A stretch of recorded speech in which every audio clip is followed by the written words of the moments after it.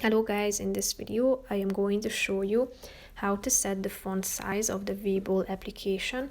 But first I just want to mention, don't forget to subscribe to my channel because at 10,000 subscribers I am going to show you my whole YouTube revenue statistics and growth strategy, how to make money online. Now let's jump into it. First of all, open the application on your phone.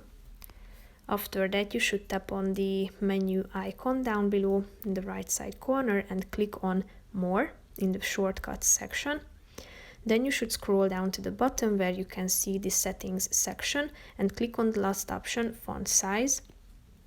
Here you can see the slider below, so you should drag the slider and change the font size. It ranges from standard to large. Here you can see how it changes at the top of the screen. So select the relevant one and it will be updated automatically. So just tap on this button in the upper left corner to go back to your home page. That's pretty much it for this video, guys. See you in the next one. Bye bye.